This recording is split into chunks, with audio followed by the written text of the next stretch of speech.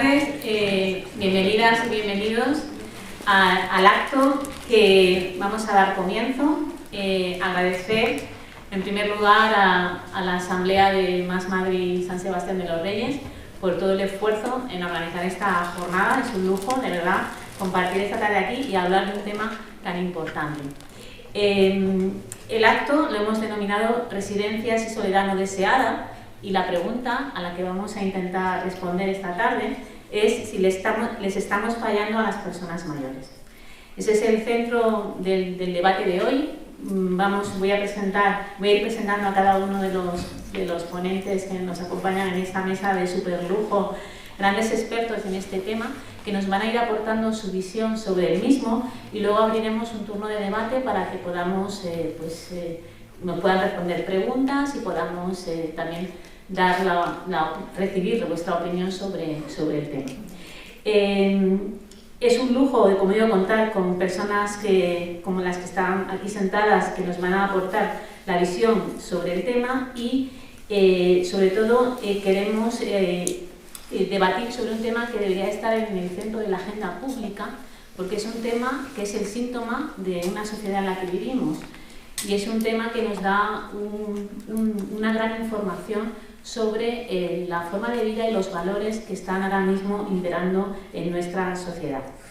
Presento en primer lugar a Alberto Reyero, es consejero de Políticas Sociales de la Comunidad de Madrid durante los años 2019 y 2020. Recientemente, Alberto, a usted y a Carlos Moore se les citó a declarar en sede judicial sobre los protocolos de la residencia durante la pandemia. Nos gustaría escuchar su opinión sobre este tema, y además nos gustaría que nos diese su opinión sobre el actual modelo y funcionamiento de las residencias en todo el territorio nacional, pero específicamente en la Comunidad de Madrid. ¿Cuánto tiempo? Un cuarto de hora. Vale, bueno, si me paso me lo yo controlo los tiempos. Vale, en primer lugar, bueno, te voy a contestar a la pregunta que me has hecho en relación a la declaración hace un par de semanas en el juzgado de Plaza de Castilla, que fui citado como testigo para que me preguntaran sobre un caso concreto. Hay que tener en cuenta que los casos que se han presentado han sido normalmente querellas, que la mayoría de ellas han sido o no admitidas o se han archivado, pero ha habido algunas de ellas que han prosperado. De hecho, posiblemente habrá más, pero hasta ahora solo ha prosperado una en la que se ha llamado por primera vez a cargos políticos durante ese periodo, ¿no? Y por eso fue la razón de que me llamaron a mí y llamaron también a Carlos Moore, que fue el firmante de los protocolos. Hay una cuestión un poco, yo creo que también es muy significativa del sistema judicial que tenemos, y es que porque tanto los diputados como los cargos públicos de administración están aforados, pues en este caso concreto no existía la posibilidad de haber podido llamar a otros cargos para que declararan incluso como testigos, no como imputados. Es decir, que pudiera ir, por ejemplo, el consejero de Sanidad, que además ahora pues sabemos que por si acaso su ilusión mayor, que era ser alcalde de Pozuelo, pues eso, desgraciadamente, eso no viene aparejado con un aforamiento, y para que así esté, pues debidamente protegido, ya no solo le protegerá el Tribunal Superior de Justicia de Madrid, sino que le protegerá el Tribunal Supremo, ¿no? porque va a ser senador, ¿no? Pero en este caso concreto no se le hubiera llamado a otras personas que hubieran estado aforadas. Entonces, en mi caso concreto, yo a veces decía el principal valor que tuvo mi declaración en el juzgado era que era la primera vez que decía cosas en sede judicial, que contestaba cosas en sede judicial, porque creo que en el periodo anterior he hablado en todos los sitios en los que he podido, en los que me han dejado. No me dejaron hacerlo en la Asamblea de Madrid porque era el sitio que yo quería, y además cuando me marché creía que era el sitio adecuado para que en la comisión de investigación pudiera responder a las preguntas de todos los grupos políticos, incluso de los grupos políticos que no hubieran sido en absoluto amables conmigo, porque estoy seguro que ni PP ni Vox hubieran sido en absoluto amables conmigo, pero creo que era mi obligación hacerlo allí, pero eso no pudo ser. Y el principal valor de hacerlo delante de un juez, pues seguro que es elevar el nivel, porque además ahí se da una circunstancia concreta, y es que tú puedes mentir a un periodista, pero en un juzgado, cuando vas como testigo, no puedes mentir, ¿no? Y yo cuando salí, pues digo, mira, yo no tengo ningún problema, porque como las cosas que digo yo las siento como verdades, pues le digo lo mismo a un periodista, lo digo lo mismo por escrito, que se lo digo lo mismo a un juez, ¿no? Yo creo que ahí la importancia tenía más la declaración de Carlos Moore, que es el firmante de los protocolos, porque como se ha dicho tantas mentiras acerca de la existencia de los protocolos, que si eran borradores, que si no se habían aplicado. De hecho, la propia presidenta Ayuso sigue diciendo en estos momentos que no existían. Cuando el mismo Carlos Moore dijo delante del juez, por lo que contó el abogado, porque en su declaración yo no estuve presente, que por supuesto que existían, porque claro que existían, están firmados y se han publicado en 1001 sitios. Pero bueno, pues mentir en estos tiempos sale gratis, pues se sigue mintiendo al respecto, se dice que no existen, poco para quitarse el problema de encima, pero realmente lo que Carlos Moore dijo ante el juez es que esos protocolos existían, y algo importante, que los conocía su superior directo, ¿no? Yo creo que a partir de ahí, bueno, pues cómo continúe el proceso, yo soy bastante escéptico, porque creo que los procedimientos judiciales, pues creo que es complicado que lleguen a algo, pero bueno, que no será por nuestra parte. Yo todas las veces que me llamen a declarar, por supuesto que acudiré, a pesar de que por el hecho de ir a declarar como testigo, pues la presidenta Ayuso diga que ojalá me imputen, ¿no? No sé por qué razón, porque además, como le dijeron en una entrevista masaje que tuvo al día siguiente en Onda Cero, le preguntaron, bueno, pero es que ha cometido algún delito, porque claro, para imputar a alguien, y ya entonces ya dijo que bueno, pues que no, y demás. Es decir, oye, si yo pienso que alguien ha cometido algún delito, pues lo que tendré que hacer es presentar una querella o ir a la comisaría para denunciarle, ¿no? Entonces, bueno, pues esa, la importancia que tiene es ver hasta dónde llegan los procesos. Por ejemplo, yo creo que Miguel también puede contar, Vladimir puede contar, bueno, pues todas las querellas que ellos han presentado y en qué fase ellos tienen más el detalle de conocimiento, y esa es la parte judicial, ¿no? de la cuestión. Yo creo que lo que ocurrió durante los meses de la pandemia, sobre todo en la primera ola, a mí no me gusta utilizar palabras gruesas, hay veces que se hablan de genocidios, de cuestiones que yo siempre evito, asesinatos. Creo que ese no debe ser el foco en el que nos debemos poner, pero sí que creo que lo que ocurrió durante esos meses fue la mayor discriminación que se ha producido en España en los años de democracia. Yo creo que eso es algo que parece que ha pasado desapercibido, lo hemos dado por supuesto, y yo creo que eso va en línea con lo del maltrato de las personas mayores, cuando decías, bueno, pues si se les trataba bien. Yo creo que en eso la sociedad española, ya no solo pues los políticos y bueno, pues gente que le podemos echar la culpa, pero la sociedad española parece que pasó página en un momento determinado y dio por bueno que existieran unos criterios que se excluían a personas en función del lugar donde vivían y de su situación de discapacidad o dependencia. Y eso es un hecho, o sea, eso es irrebatible lo que se produjo, y la sociedad española pues no ha reaccionado. Han reaccionado pocas personas, han reaccionado los familiares de las personas fallecidas o las personas que pasaron esa situación terrible, pero no ha reaccionado como debería haber reaccionado. Yo creo que en muchos casos no somos conscientes que la edad es una condición que nos afecta a todos. Todos llegaremos, si podemos, a esa edad en la que, bueno, pues nos podemos ver en esa situación. Yo creo que ahora ya se empieza a hablar mucho de edadismo, de hecho la Real Academia Española ya lo ha admitido como término, y en diferencia a otras condiciones, como condiciones de raza, del país de origen, del sexo, hay condiciones que afectan a un determinado número de personas. Entonces es fácil decir soy xenófobo con personas que vienen de fuera de España, porque yo pues soy de España, ¿no? Pero en el caso de la edad, es que todos vamos a ser sujetos de ese posible edadismo. Yo creo que es algo que tenemos que luchar contra él. Y a veces digo, lo que ocurrió durante la pandemia fue la mayor discriminación a personas de edad que se ha producido, la discriminación en general, pero centrada en las personas de edad que se ha producido en la democracia española.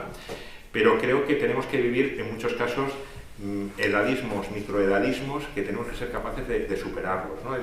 El denominar a las personas mayores como abuelos, cuando habrá algunos que tengan nietos, pero otros no tienen por qué llamársele abuelos. O cuando van al médico, pues a veces el médico se dirige, si va acompañado de su hijo o de su hija, pues se dirigen al hijo o la hija y no se dirigen a la persona que va a la consulta. Es decir, ¿por qué no? Bueno, pues posiblemente estará en unas condiciones cognitivas perfectas, o si no lo está, bueno, pues a lo mejor habrá que adaptar el lenguaje a esa persona, pero parece que ya se le silencia, ¿no? Parece que ya, cuando has llegado a una edad, parece que ya se te aparca, y de hecho, en muchos casos, y yo creo que también es una de las cosas que la pandemia hizo evidente, pero los que trabajamos en esto ya lo sabíamos, es que en muchos casos las residencias se consideran casi un aparcamiento de personas mayores. Y creo que eso es algo contra lo cual nos tenemos que rebelar, ¿no? Entonces, solo pensar en los mayores, personas que viven en residencias, es una minoría de las personas mayores. Yo creo que los problemas de las personas mayores van mucho más allá de las personas que viven en la residencia. Yo creo que me gusta el tema que habéis incluido de la soledad no deseada, ¿no? Porque además, muchas veces para llegar a una buena vejez, hay muchos factores que contribuyen a esa buena vejez, ¿no? Esta mañana estábamos en un acto y se hablaba, bueno, pues la genética, hay muchos, el sistema sanitario es muy importante, pero hay un aspecto que muchas veces no se le da el valor que tiene, que creo que posiblemente sea el más importante, que son las relaciones sociales. Una persona que llega a una edad muy alta y pierde sus contactos sociales que ha tenido, sus relaciones con los vecinos, con las familias y demás, bueno, pues al final eso va a significar que tenga una peor vejez. Por eso es importante que entre todos trabajemos sobre la soledad no deseada, ¿no? Yo creo que es un temazo, ¿eh? Yo creo que además, bueno, luego se va a referir en detalle Matilde, seguro a ello, porque creo que es algo que tenemos que ser capaces de resolverlo. Y en general, a veces me preguntan, ¿cómo piensas que están las situaciones en las residencias en comparación a cómo estaban antes? Pues yo diría que no hemos aprendido nada de la pandemia, posiblemente estemos peor que antes de la pandemia. Además, no se ha tenido no se ha dedicado tiempo a analizar qué cosas no funcionaron bien, que hubo muchas cosas que no funcionaron bien, hubo otras que funcionaron bien, pero no se ha hecho ni siquiera ese ejercicio de análisis de las lecciones que podíamos aprender de lo que ocurrió durante la pandemia. Yo creo que tenemos noticias ahora que salen acerca de contratos que se han firmado de alimentación en residencias públicas a unos costes que son absolutamente denunciables, ¿no?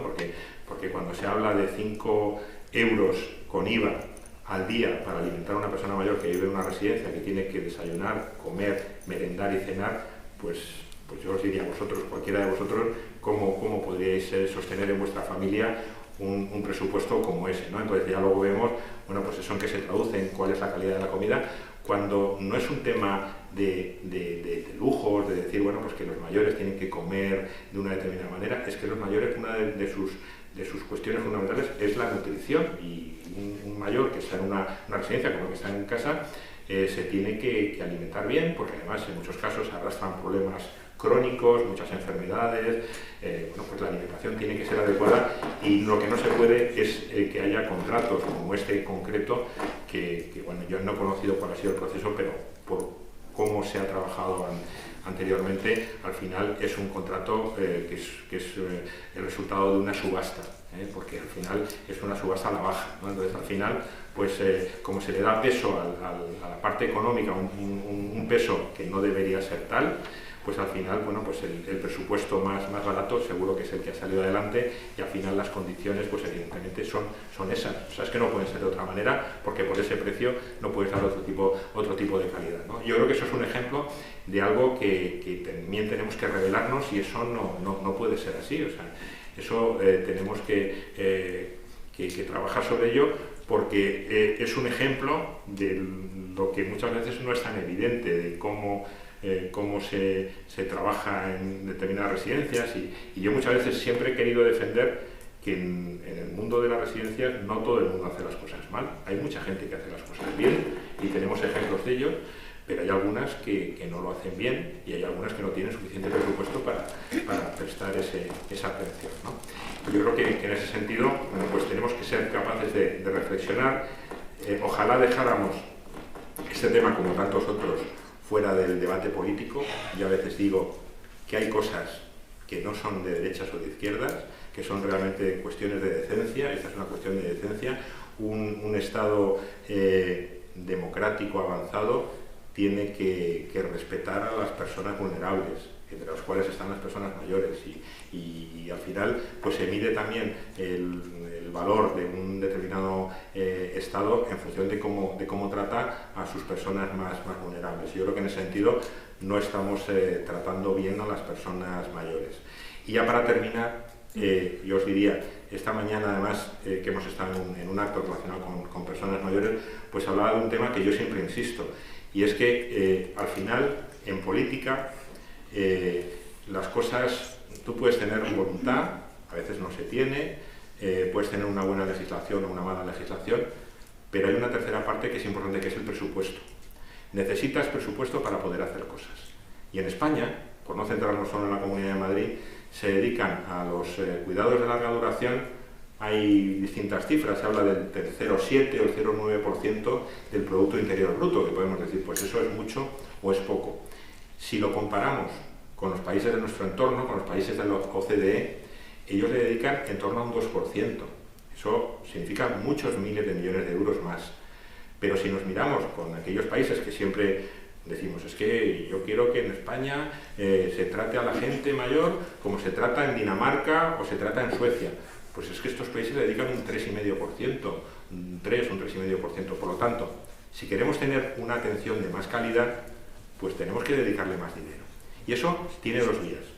O incrementamos los impuestos para que haya más dinero, o no los incrementamos y damos prioridad a la atención a los mayores en detrimento de otras, que bueno, como a veces también la política te puede permitir hacer determinadas cosas en función de tus ideas políticas, ¿no? Pero lo que sí está claro es que tenemos que dedicarle más dinero a las personas mayores. Y creo que si eso no lo acometemos, pues al final tendremos pues un servicio de baja calidad. No podemos tener el servicio que tienen en Dinamarca si le dedicamos la tercera parte de lo que dedicamos. Entonces eso no es imposible. Por lo tanto, pues tenemos que ser conscientes y para terminar, yo me pregunto muchas veces si la sociedad española estaría dispuesta a dedicar dinero a las personas mayores y si fuera en detrimento, en el caso de que no se subieran los impuestos, en detrimento de las personas, de los niños, por ejemplo. O sea, yo creo que todos estaríamos dispuestos a invertir en infancia, que está muy bien, yo también, pero parece que invertir en mayores, bueno, pues es algo que no nos mueve tanto, ¿no? Y yo creo que eso es algo que tiene que cambiar, ¿eh? Creo que es importante que eso cambie y que al final, bueno, pues que los mayores estén en la agenda de todos nosotros, porque además ya es una cuestión solo de supervivencia. Cada vez somos más, cada vez vamos a ser más mayores. Hoy se decía que el 20% de las personas en España ahora son mayores de 65 años. A finales de esta década seremos ya el 25%, porque yo ya estaré entre ellos, y según vayan avanzando los años, pues cada vez seremos más. Entonces, bueno, pues aunque solo sea por nosotros, yo creo que tenemos que trabajar en esto. Yo no quiero estar en una residencia como las que hemos visto que maltrataban a las personas mayores. Yo quiero estar en una residencia, si tengo que acabar en una residencia, porque preferiría, como la mayoría, seguir en el domicilio en condiciones, pues estar en una residencia adecuada y recibir unos servicios adecuados, ¿no? Entonces, bueno, pues esa es un poco mi contribución. No quiero enrollarme más para que dejara a los compañeros a que justo ha acabado tu tiempo. Qué cariñosa. Dice justo. Un minutito, pero bueno, hay que ser un poco benevolente también. Muy bien, muchas gracias, Alberto. Luego seguramente vas a tener preguntas y volveremos sobre el tema. En España, 5 millones de personas viven solas y casi la mitad son mayores de 65 años, De esos 5 millones, más del 70% son mujeres. Un dato muy significativo, Matilde, porque mujeres que hemos cuidado y han cuidado toda la vida y ahora se ven solas. Y muchas veces no por una elección personal, ¿no?, sino por otros factores. Presento, relacionado totalmente con este tema, a Matilde Fernández, ministra de Asuntos Sociales, concejala en el Ayuntamiento de Madrid y diputada autonómica en la Asamblea de Madrid. Actualmente preside el Observatorio Estatal de la Soledad No Deseada de la Fundación 11. Y te pregunto, ¿tenemos cifras sobre cuántas de esas personas que viven solas es por decisión propia o lo hacen obligadas?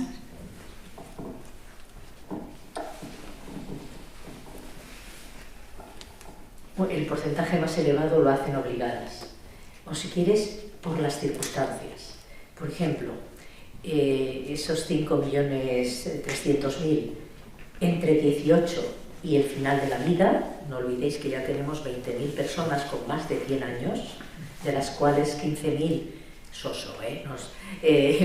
necesitaría la chuleta para retener. Cuando te haces mayor te quieres quedar con los conceptos y no con las cifras, entre otras cosas porque cada año cambian. Entonces es mejor sacarlas de la chuleta. No, pues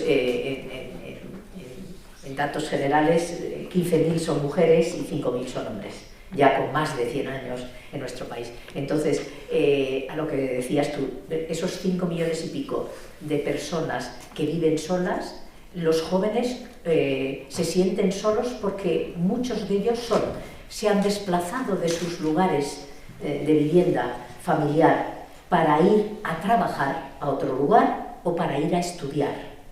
Y aparece un aislamiento y una soledad.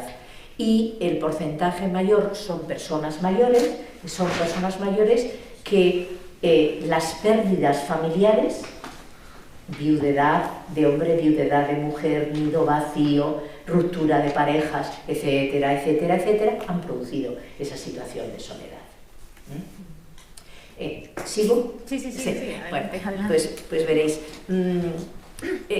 Según escuchaba a Alberto, me he acordado de algo que es que a veces olvidamos lo que hacemos. A finales de los 80, a principios de los 90, en nuestro país hicimos un plan gerontológico. Y el plan gerontológico, que era acciones positivas transversales llamando a la puerta de los diferentes ministerios, y se hizo desde el Inserso, había obtenido el compromiso del Ministerio de Sanidad de que realmente las personas que estaban en residencias, sus cartillas, en este caso en Madrid, su 28 barra, dependían de los centros de salud en el entorno de las residencias. Si eso no hubiera, por alternancias de gobiernos, porque no se puede llegar a todo, y si lo quiero poner en positivo, no hubiéramos tenido algunos de los problemas que se han tenido. No hubiéramos resuelto todo, pero desde luego habría un interlocutor claro. En las jornadas de esta mañana, hoy lo reivindicaban todos. Reivindicaba que había que volver a que los centros de atención primaria tuvieran las cartillas de las personas que viven, además de en sus casas, en otro tipo de hogares comunitarios. Un tema para recordar. Y a la vez tenemos los datos de los países nórdicos sobre todo, y hoy teníamos a alguien que nos traía la información de Dinamarca, que ya también nos alertan. Dice, ojo, que si no se dota de recursos humanos suficientes al sistema de atención primaria, estamos hablando de una sociedad, de un desarrollo del estado del bienestar que tiene que ver con una sociedad cuidadora, más cercana a las personas, con más proximidad, y se está cargando de trabajo a una atención primaria que empiezan en otros países a decirnos o se la dota de recursos o no se la puede seguir dotando de competencias. Bueno, como dato, ¿no? Yo quisiera robar 2 minutos para deciros cómo empezó el trabajo de la lucha contra la soledad, que tenía antecedentes, una encuesta macro del CIS en el año 88, mediciones de diferente tipo, pero hace 4 años nos dirigimos a todos los partidos políticos, porque había elecciones generales, y les dijimos, miren, en el Reino Unido, en los países nórdicos, en Canadá, en Japón, en California, no en todos los estados de Estados Unidos, se está trabajando en la lucha contra la soledad. No nos quedemos atrás, proponemos que se cree un observatorio a quien gobierne y se cree un plan estratégico como el del Reino Unido. Ahora ya han pasado un tiempo, no os voy a decir quiénes nos contestaron y quiénes no importa. Lo que sí sé es que ahora, como hay elecciones municipales, hemos vuelto a hacer lo mismo. Y hemos escrito a todos los partidos políticos. Ahora, Más Madrid nos ha contestado ya que sí. Que se queda con el papel y lo estudia. Y no hablo de los demás que han dicho que sí, para ser súper elegante con vosotros. Bueno, hay ya más organizaciones políticas que nos han contestado en relación a hace 4 años. Seamos macharianos, caminante no hay camino, se va haciendo, ¿no? Entonces, y en estos últimos 4 años, pues de pronto se ha creado una red de asociaciones contra la soledad, se ha creado el observatorio, porque el Ministerio de Derechos Sociales nos dijo, mi prioridad, y se entiende, mi prioridad fundamental es conseguir recursos para reducir las listas de espera de la ley de la dependencia. Cuando te dicen eso dices, adiós, ya lo hacemos nosotros por otro lado. Y es cuando entonces la Fundación 11 consigue dineros de Europa para montar el observatorio.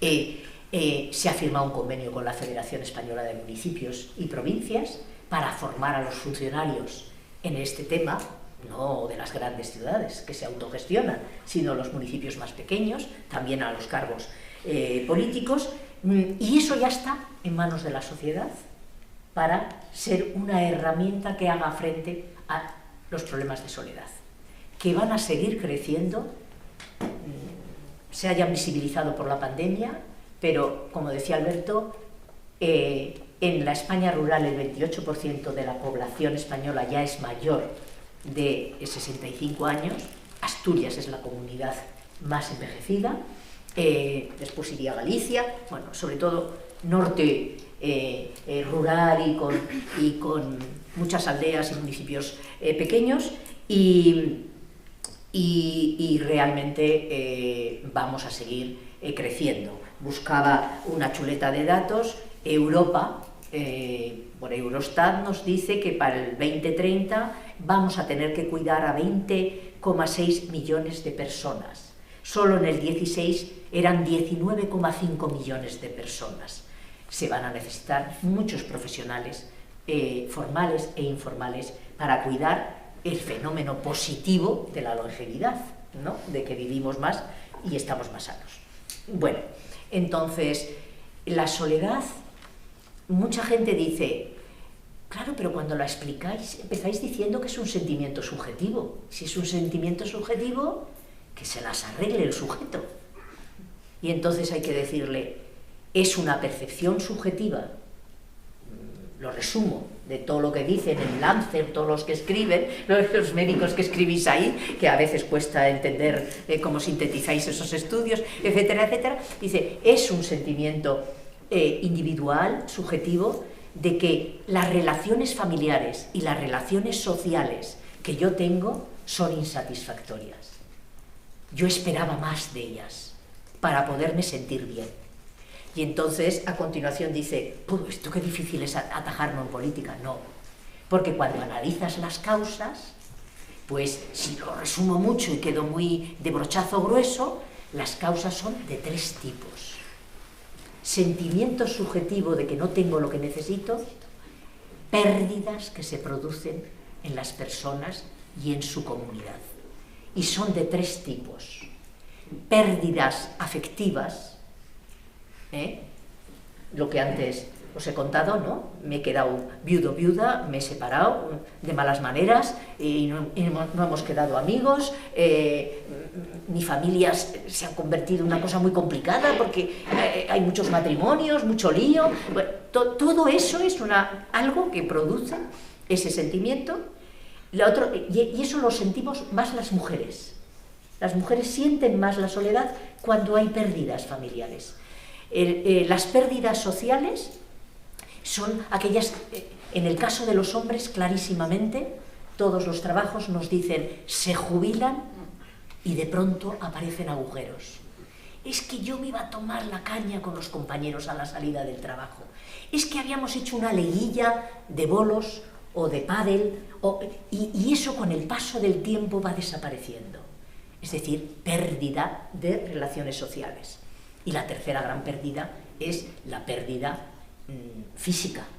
Es decir, es que nos convertimos en crónicos. A mí el otro día la médico de familia, que la llamé para decir, ¿me actualiza usted mi ¿cómo se dice?, receta electrónica para que lo del colesterol pues me cueste 1 euro en vez de 9? Pues me dice, sí, ya actualizo tu receta crónica. Y yo digo, me cachis en la mer, ya me han llamado enferma crónica. Bueno, pues es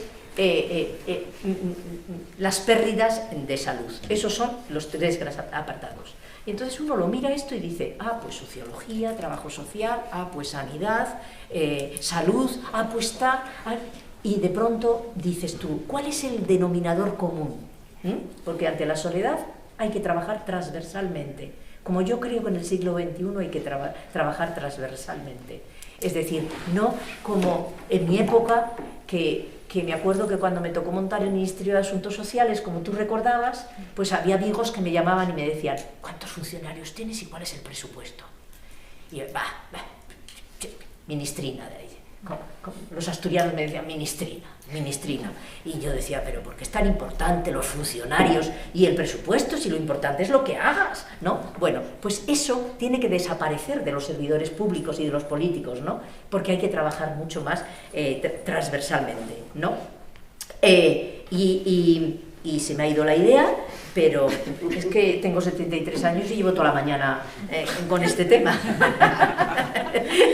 Bueno, entonces, lo que sí quería un poco deciros es que las causas están clarísimas, hay que trabajar, ya lo he recuperado, transversalmente, y hay que ser capaz de hacerse un segundo planteamiento ante esas nuevas enfermedades que aparecen. Y es el planteamiento de cómo tiene que ser el estado del bienestar español y europeo del siglo XXI. Pues mirad, cuando yo estaba desarrollando el 4º pilar del estado del bienestar, era profundamente keynesiana, porque era lo que estábamos haciendo para salir a la vez, reducir paro, crear empleo y tal. Cualquier política que hacíamos pensábamos en que le sirviera a las personas, pero que sirviera para crear empleo y para desarrollar algo políticamente, ¿no? Equipamientos, etcétera, etcétera. En el siglo XXI, sinceramente, ya no son tan importantes esas políticas keynesianas, en mi modesta opinión, y tiene que tomar muchísimo más valor el tema de la sociedad de los cuidados, la sociedad próxima, la sociedad que tiene a las personas en el centro de las políticas, y entonces la sociedad donde todos los servidores públicos no estamos en el despacho dando una cita previa y esperando que vengan a vernos, sino que el conjunto de los profesionales salimos a la calle a contactar con las personas y a ver cuáles son las necesidades concretas de esas personas. Ese es el reto de la sociedad cuidadora, del desarrollo del estado del bienestar en el futuro, y a la vez, si me permitís, es un reto democrático. Y hoy lo hablábamos esta mañana, y es lo último que os quiero decir hasta que tenga que tomar otra vez la palabra. Es fundamental que insistamos mucho más en conocer cómo estamos gastando los recursos, en evaluar las políticas que hacemos. Eso es transparencia, eso es mejor democracia, y esa transparencia tiene que ir acompañada, y hoy lo decían casi todos los ponentes, sobre todo los sanitarios, ¿verdad? Mire, si yo sé que que quería conseguir este objetivo con esta política, he gastado esto, pero resulta que no he sido capaz de llegar a todo lo que quería, tengo que sentarme a reconducir esa política, a reconducir esos presupuestos, etcétera, etcétera. Y ese es un reto de una forma de trabajar que tiene que ver con la profundización en la democracia. Pero si yo me dijerais, entre no tirar del hilo de la responsabilidad que personas que tenéis aquí han hecho potente para que se sepa qué ha pasado, se reconozcan errores y se busquen soluciones, eso no hay que abandonarlo, ¿eh? Y después sigamos trabajando en esos cambios del estado del bienestar y en esas nuevas realidades, que es que la soledad no deseada, mientras no haya mucha más vida comunitaria, bueno, esa era cuando se me fue la idea, que todos, estaba el presidente de la Sociedad Española de Geriatría y Gerontología, y siempre que he debatido con él en cosas, siempre acaban diciendo, sí, más médicos, más geriatras, más gerontólogos en los hospitales, dice, pero lo que es fundamental es vida comunitaria. Lo que es fundamental es que tenemos que potenciar a nuestras viejas asociaciones de vecinos. Es que tenemos que potenciar, y aquí se creó la primera universidad popular de España, es que tenemos que potenciar las universidades populares para jugar otro papel, es que tenemos que abrir los centros como este centro que tenéis aquí es transversal, se hacen diferentes actividades, hay que abrir el centro de mayores. ¿Por qué el centro de mayores tiene que ser solo de mayores de 65 años? No, y de jóvenes, y haciendo algo intergeneracional. Hay que transformar lo que hemos hecho hacia esa sociedad cuidadora. Gracias, Matilde. 15,36, o sea, perfecto. Muy bien. Está de nuestra parte su móvil. Muchísimas gracias. Pues me quedo con el concepto de evaluación continua de las políticas, ¿no? Como en el colegio, ¿no? Que siempre preferíamos la evaluación continua al examen, ¿no? De las elecciones, ¿no? Y bueno, es muy importante también la vida comunitaria, ¿no? En ese modelo nuevo de residencias también, ¿no? Que hay que replantearnos y reflexionar sobre ello. Bueno, presento a continuación a mi querido compañero, diputado autonómico de la Asamblea de Madrid, Diego Figuera. Diego es psiquiatra y psicoterapeuta, es director del Hospital de Día Ponzano y del Instituto de Psiquiatría y Salud Mental del Hospital Clínico San Carlos de Madrid. Bueno, han salido residencias, soledad no deseada, también introduzco el tema de dependencia, aunque Alberto también lo ha citado, porque me gustaría destacar también de Diego su labor tan importante, que la he podido vivir directamente como portavoz de la Comisión de Personas con Diversidad Funcional en la Asamblea, como un colectivo al que también afecta de lleno esta problemática. Diego, lo que quieras comentarnos, bienvenido a ser siempre. Bueno, gracias Teresa, gracias a los compañeros y compañeras de Sanse, de Más Madrid Sanse. Creo que estos actos, que aunque no sean multitudinarios, son muy importantes y estar en la calle, estar con la gente para poder debatir temas que la solución en el siglo XXI, y estoy de acuerdo con Matilde, pasa fundamentalmente por crear redes de conocimiento, redes de apoyo, redes de transparencia, donde sea la sociedad la que pueda pedir a los políticos y pueda pedir a los jueces y pueda pedir en general a los que gobiernan, a los tres poderes de la democracia, que se pongan las pilas. Y para eso yo creo que una cosa fundamental es que la sociedad tiene que estar informada. Y hoy en día tenemos una crisis de información muy grande, porque por un lado aparentemente tenemos las redes sociales, ahí están los datos de casi todas las cosas, pero la mayoría de la gente tiene una especie de exceso de información que no procesa y que no le sirve para crear red. Os recomiendo mucho la lectura de un gran filósofo actual que es Byung-Chul Han, que ha hablado mucho de esto. El último libro se llama Infocracia, y habla mucho de cómo los jóvenes y la gente estamos sobresaturados de datos y al final entonces se crea una especie de insensibilización del otro. En el fondo no lo vemos.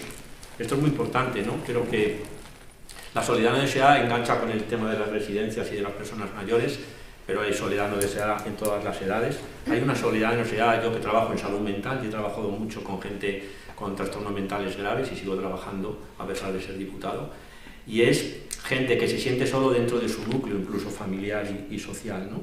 Y muchas veces y muchas veces el recurso es, digamos, internet o tratar de pensar que están suficientemente conectados, pero yo que también trabajo mucho en neurociencias y conozco mucho las neurociencias, necesitamos al otro, necesitamos el abrazo. Hoy es el Día Mundial del Beso, necesitamos besos, necesitamos tocarnos. algo que, por ejemplo, quedó en gran dificultad cuando la pandemia, ¿no? Y cómo se sacrificaron algunas cosas en la idea de que había una guerra, una cosa que nosotros... yo soy también presidente de una asociación internacional de estudio del apego, que el apego es las crianzas, cuando sabemos si son seguras o inseguras. Las crianzas son la base de la salud mental del adulto y del adolescente, y tenemos que cuidar las crianzas. Y luego, por supuesto, el apego y la necesidad de vinculación con el otro son necesarias durante toda la vida. Y nuestro cerebro, que es un cerebro social, está necesitado de esos cuidados. Entonces, hoy en día, científicamente, esto es muy importante, yo creo que hay que unir lo político con lo científico continuamente, sabemos que, por ejemplo, la soledad no deseada, lo que hay que informarle a la gente es por qué sabemos que es dañina, qué es lo que produce la soledad no deseada, ¿no? O sea, porque esto es muy importante, igual que sabemos que si tomamos muchos dulces o bebidas azucaradas, pues tenemos más probabilidades luego de tener diabetes, o si fumamos muchos cigarrillos tenemos problemas de cáncer de pulmón.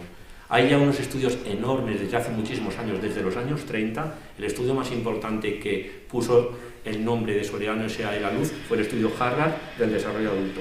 El estudio Harvard se empezó en 1930 en Estados Unidos, con unas 200 personas, chavales de 13 años, tanto de los barrios ricos de Massachusetts, que era Harvard, como de los barrios pobres. Y al final se demostró, siguiendo a estas personas, que ahora ya es la tercera generación, el estudio continúa, en todo lo que le ha pasado, tanto el desarrollo psicológico, físico, social. Hubo dos que llegaron a ser presidentes de Estados Unidos, gente que en cambio llegó a tener problemas enormes y acabó en la calle, y lo que se demuestra es que el factor más importante para tener una buena salud mental y física a partir de los 50 años y sobre todo a partir de los 80 tiene que ver con la calidad de las relaciones humanas que tenemos. Y ahí es donde se empezó a ver que la soledad era tóxica. Y esto es un tema que yo creo que tenemos que conocer todos y que tenemos que reivindicar. Como sabemos hoy en día que una mala calidad del aire, y por eso hacemos una restricción en circulación, nos va a producir una serie de situaciones físicas y psicológicas que al final va a haber mayor mortalidad, y a su vez esa soledad que crea esas toxicidades luego requiere muchos recursos para tratar de revertir los efectos físicos y psicológicos que crean. Entonces, yo creo que el siglo XXI también tiene que ser el siglo de la prevención. Yo estoy en política para trabajar en prevención. Yo he trabajado y sigo trabajando toda mi vida en salud mental y con trastornos graves en la pública, y nos hemos dado cuenta de todo esto. Esta mañana vengo de supervisar un centro de violencia de género de Madrid, y siempre hablamos de las mujeres que están en situación de soledad o en situación de relaciones tóxicas, y yo siempre pregunto por los niños que tienen esas mujeres, por ejemplo, que viven en muchas soledades a veces. Y digo, hay que ocuparse de esos niños, porque esos niños que todavía a lo mejor no han dado síntomas de tener problemas, van a ser los que al cabo de 2 años, 5 años o 20 años van a tener serios problemas. Entonces, la idea que hay que convencer es que tenemos que trabajar mucho más en las ideas de prevención en general. Y yo creo que la idea es que hoy en día, a nivel, igual que la ecología, tenemos suficientes datos como para saber qué tenemos que hacer. Y luego también sabemos otras cosas por todos los estudios internacionales. Tú acabas de comentarme antes ahí fuera que ahora se va a presentar un estudio sobre la soledad y otras cosas, y es que es muy rentable invertir. Es muy rentable, por ejemplo, invertir en políticas de salud mental. Por ejemplo, en los países nórdicos redujeron en 15 años las conductas suicidas, que eran los países que tenían mayores conductas suicidas, precisamente por el aislamiento de las personas, simplemente por conectar a los jóvenes entre ellos, polideportivos, becas para poder trasladarse a vivir en sitios más poblados, etc. Y con eso, no con más número de psiquiatras ni más número de psicólogos, han reducido, por ejemplo, las conductas suicidas y los suicidios consumados a la mitad en 20 años. O sea, esto es un tema importante, porque yo creo que lo que tenemos que convencernos es que lo rentable es hacer políticas de prevención. Hacer políticas de prevención es también cambiar la manera en que una persona mayor convive. Por ejemplo, si ha perdido ya sus familias, etc. ¿Cómo podemos conseguir que se queden en sus casas? Si, por ejemplo, podemos hacer que esas casas puedan tener un uso compartido en un momento dado, haya leyes más flexibles, o como, por ejemplo, que alguien pueda cambiar su casa de un tercer piso a un primer piso o un piso bajo en su mismo barrio. Cómo podemos, muchas viviendas de personas mayores, hoy me lo decían aquí paseando por Rosa Luxemburgo, que estas casas que compraron las personas cuando tenían 20 y 30 años, ahora muchas son de personas mayores que tienen que abandonar las casas porque tienen pisos sin ascensor o porque se han quedado vacías y como mucho se lo va a comprar una persona rica que quiere vivir ahí porque ya es como un chalet en medio de... ¿no? Tendríamos que a lo mejor decir, ¿a ti te gustaría poder vivir aquí? Pues a lo mejor una política municipal sería que esas casas las pudieran compartir con jóvenes, que el centro social que está aquí al lado se pudiera tener un sitio donde pudiera haber unos servicios de proximidad para poder, que si a alguien le falta la comida, pues traerla de allí y hacer intercambios de este tipo. Yo creo que no cuesta más caro que hacer una gran residencia, sino que es otra manera de ver las cosas. Y lo que creo es que cómo convencer a la sociedad y a todos nosotros, a los políticos y a las personas de pie, para poder ir hacia ese tipo de políticas, que son políticas efectivamente de cuidados. Yo entré en Más Madrid por Manuela Carmena, que me dio la medalla de oro de la Ciudad de Madrid por mi trabajo en salud mental comunitaria, y siempre le dije, yo entraba ahí para tratar de hacer estas políticas de cuidados, y yo creo que Más Madrid, por eso hemos hecho iniciativas sobre soledad no deseada en la Asamblea, asesorando a Más País, a Íñigo en el Congreso, temas de salud mental que están muy relacionados, o el tema de las residencias, ¿no? Quiere decir que es muy importante esta idea de cambiar esa mentalidad, pero yo creo que tenemos que hacer una pedagogía que tiene que empezar por la escuela, que tiene que empezar también por la calle, que tiene que empezar por los medios de comunicación. Es que no vende. El problema muchas veces de estas cosas es que no vende. Y otras cosas de la prevención es que no funcionan bien las políticas a corto plazo. Y una de las cosas que pasa en la política que yo he visto es que todo lo que tenemos que hacer es en 4 años, como mucho, si vamos a poder ganar otras elecciones en 8 años, y entonces no hay ninguna generosidad de pactos de Estado, digamos, o de pactos autonómicos para poder hacer algunas políticas que sabemos claramente que si las queremos cambiar, como se hizo con alta velocidad o con varias cosas, tienen que ser políticas generosas de decir, yo construyo ahora y a lo mejor tú mañana inauguras no sé qué. ¿No? Yo creo que esto es muy importante y tú tienes mucha práctica de todo eso. Y eso implica otro tipo de manera de estar en política y otra generosidad en política que creo que desgraciadamente tampoco se lleva mucho. Y con el tema de los mayores yo creo que hay un tema muy importante que es la lucha contra la discriminación por edad.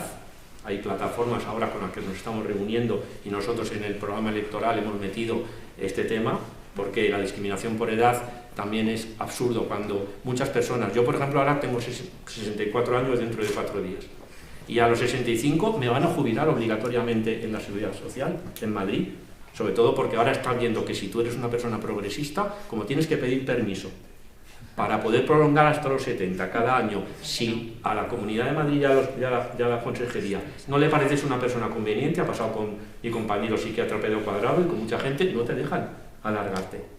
Y yo estoy en mi plena madurez, mientras no me dé un ictus o otras cosas de mi experiencia en salud mental, de enseñar a residentes, de poder hacer un montón de cosas, ¿no? Porque, vamos a tener un déficit de un 35% y vamos a tener un déficit, sanitarios. y de repente ahí hay una especie de tema de edad que es realmente absurdo y que tenemos que cambiar. Mucha gente más mayor, hoy en día precisamente vivimos más y muchas veces en mejores condiciones. Los deterioros cognitivos son de algunas personas, pero no de todas, por ejemplo. Entonces, yo creo que hay que volver a reivindicar este tipo de cambios de normas, de cambios de mentalidad, reivindicar, por supuesto, la lucha contra ese edadismo que hoy un compañero mío sacaba en un Twitter que acaban de inaugurar una plaza que es la plaza de nuestros mayores, por ejemplo, ¿no? Ese concepto de nuestros mayores. O yo en el hospital que he visto, como tú decías muy bien, te traten de tú o tal sin que te pregunten, o que estés en las habitaciones y entre alguien como Pedro por su casa sin ningún tipo de respeto a la intimidad, por ejemplo, ¿no? Es decir, este tipo de cosas. Y todo eso engancha para mí también con el tema de la salud mental, que es otro de los temas fundamentales, ¿no? Es decir, la soledad no deseada, sobre todo, crea problemas físicos de deterioro a largo plazo, pero también crea muchos problemas de salud mental luego, depresión, ansiedad, situaciones coronarias, etc. Entonces, yo creo que en este momento lo que tendríamos que trabajar en esas políticas a medio y largo plazo, ¿eh? Y luego, a nivel muchas veces las leyes que tenemos son suficientes, es la voluntad política. Cuando nosotros decimos que esto no es cuestión de política, en parte sí es cuestión de política, porque la política lo que nos dice es dónde vamos a invertir el dinero. Por ejemplo, en plena pandemia invertimos el dinero en el Zendal, casi 80 millones en este momento, o invertimos el dinero en crear unas condiciones de haber mandado más médicos y otras cosas para, digamos, salvar parte de esa brecha que estaba creándose en las residencias. O invertimos el dinero ahora, por ejemplo, en volver a insuflar inversión en atención primaria. Es decir, yo creo que el problema es que sí que hay una cierta ideología de esas políticas y sigue habiéndolas, en realidad. Los que estamos más a favor de los servicios públicos queremos invertir en unas políticas y a lo mejor no pensamos que son tan importantes invertir en otras. En salud mental lo vemos. Llevo peleando para que la salud mental, lo que invirtamos en centros de salud mental comunitarias, en centros hacia las visitas domiciliarias, en los colegios, etcétera, y a lo mejor en cambio otros partidos políticos lo que dicen es que hay que abrir más camas de agudos. Y en cambio hay políticas de salud mental, por ejemplo, políticas comunitarias que se pueden cerrar muchas camas de agudos, como se cerró. Yo mi primer trabajo fue en el antiguo manicomio Alonso Vega, que ahora se llama Rodríguez Lafora. Y ese, cuando yo lo inauguramos en los años 80, porque yo empecé la residencia de psiquiatría en el año 83, se presumía que era el mayor hospital psiquiátrico de Europa, 1.500 camas, con un presupuesto enorme. Y en realidad ahora ese es un lugar insano, donde se fue vaciando y ese presupuesto se empleó y se debe emplear en otras cosas. Y se puede hacer, esto es lo que estamos hablando, ¿no? Se pueden hacer otros modelos digamos, de cuidados y otros modelos de política. Y yo creo que la ciudadanía tenéis que estar informados, tenéis que preguntar, tenéis que cuestionar y tenéis que exigirnos a los políticos y a los ciudadanos que tenemos responsabilidades de poder, de alguna manera, hacer ese intercambio de comunicación, en realidad, ¿no? Y por eso yo también reivindico, igual que Manuela Carmena, el poder estar en política un tiempo con nuestros conocimientos científicos y técnicos para poder, de alguna manera, dedicarle un tiempo a esas políticas, ¿no? Que es otra cosa. Yo creo que hay que saber de lo que se habla, porque cuando sabes de lo que se habla, en realidad luego tienes más capacidad de convencer a los demás y de luchar por una serie de objetivos, ¿no? Entonces, también yo creo que hay que reivindicar la idea de y otra idea que yo creo que para mí es muy importante y que creo que hay un agujero enorme en España, que es que haya políticos, también personas mayores, que puedan estar activas en política con ese conocimiento, y en cambio en España ha habido toda en los últimos años, una especie de vendaval de que solo se puede ser político si es joven, y en el último, ¿no? Yo lo hemos visto en la asamblea, incluso en cualquier partido nos cuesta muchísimo decir, oiga, que podemos estar ahí, que podemos seguir aportando, y que además llevar muchos años de experiencia y tener, entre comillas, la vida resuelta puede ser una gran ventaja a la hora de algunas luchas, en ese sentido, ¿no? Entonces, también quería aprovechar para reivindicar que los partidos políticos tenemos que ocuparnos de las personas mayores. Creo que es importante que las personas mayores se involucren en política, igual que las personas con diversidad funcional, que es parte de nuestras ideas, y que entre todos y todas podamos hacer ese cambio, en realidad.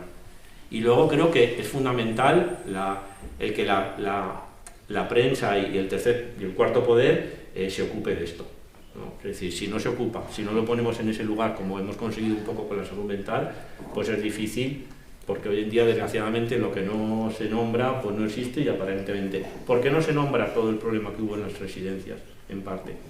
Yo creo que por un lado porque hay cosas intrapsíquicas de cada uno que nos remueven. Yo acabo de perder a mi madre hace 5 días en una residencia, por ejemplo. Y se vive como una especie de... como si fuera una cosa individual, hay que hacerlo colectivo. O sea, estos sufrimientos individuales tienen orígenes colectivos en gran medida, y entonces hay que hacerlos colectivos, igual que los problemas de salud mental. Igual que gracias a ser colectivos hemos avanzado en el LGTBI o en los problemas de la ecología en general. Entonces yo creo que también lo que tenemos que hacer es que los medios de comunicación nos ayuden a hacer esos cambios. Y bueno, ya no sé si llevo tiempo y... A ver, no, 15 minutos con algo, o sea, pues se me ha ido, pero mira, 15,50. 15,50. O sea, si es que sois vosotros que, vamos, que lo cuadráis. Bueno, pues muchas gracias, Diego. Realmente es muy interesante todo lo que está saliendo, temas muy interesantes, y también lo que decías, ¿no? De la política bonita, ¿no? Hacer una política bonita y de lo pequeño, del detalle, ¿no? De entrar en lo que importa, ¿no? En lo que de verdad importa a las personas, ¿no? Y la visibilidad también de las personas mayores. Me acordaba cuando lo estabas contando de cuando Félix López Rey salió como candidato y hicieron que Almeida, el alcalde, hizo bromas de mal gusto sobre... Como Manuela Carmena. Como Manuela Carmena, ¿no? Entonces es triste que personas que están ahí, que visibilizan, ¿no? Como decía Diego, si estoy en mis plenas capacidades, puedo aportar. Además es un talento que se pierde como sociedad. No nos lo podemos permitir ese lujo, ¿verdad?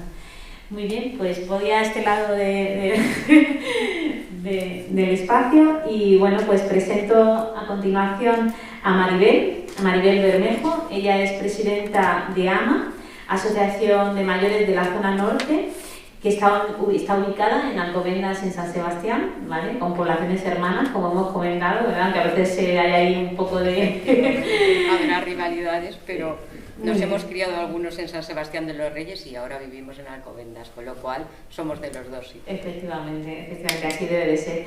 Pues Maribel, te paso el micrófono y para que nos aportes toda la visión que tienes por tu experiencia con el trabajo que desarrolláis en la asociación. Bien, muchas gracias.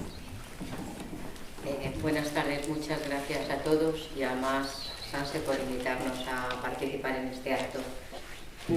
Nosotros desde nuestra asociación lo que siempre hemos venido trabajando y defendiendo es los servicios públicos en general, empezando por la educación, que es muy importante también en esta parte de entender lo que es la edad, la soledad y todo eso. Creo que a los niños hay que educarles a que van a ser mayores y que los abuelos no son sus abuelos, sino que van a ser personas que les van a necesitar y van a tener que cuidarlos. Luego, por otra parte, también hemos estado muy activos y seguimos activos en ellos en el tema de la sanidad pública, porque creemos que la sanidad pública y de calidad es importantísima para todos los ciudadanos, de la edad que sean, pero sobre todo a la edad mayor. A partir de los 60 años empezamos a tener todos goteras. Colesterol, diabetes, tensión y demás. Soledad también, y la soledad crea muchas enfermedades. Y la sanidad pública y de calidad debe de dar atención a las personas mayores.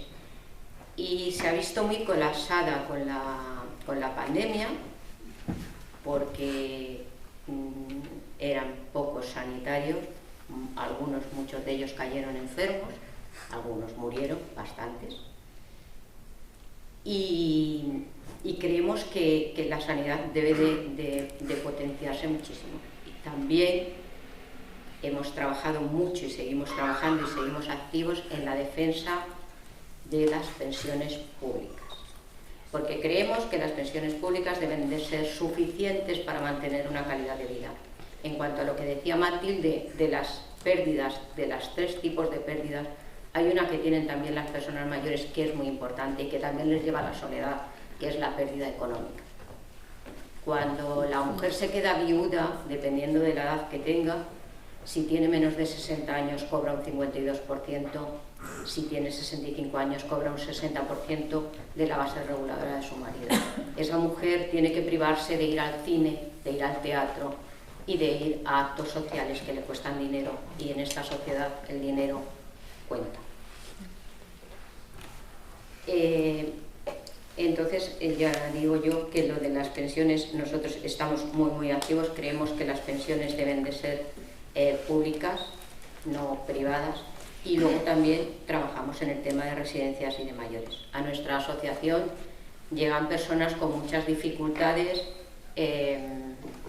pues económicas por el tema de las pensiones, porque tienen unas pensiones pequeñas.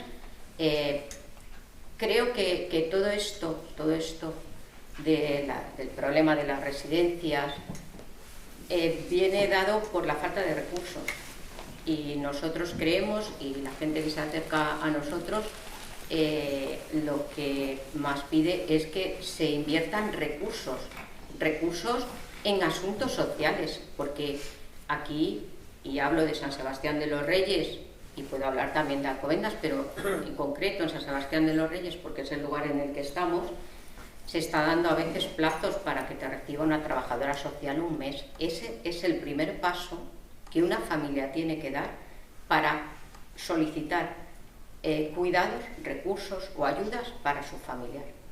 Y no estoy hablando ya de meterle en una residencia, sino de porque hay una inmensa mayoría de mujeres viudas que son las que tienen una longevidad más larga, las mujeres vivimos más tiempo, y la mayoría de ellas cobran la pensión mínima, que son 793 euros.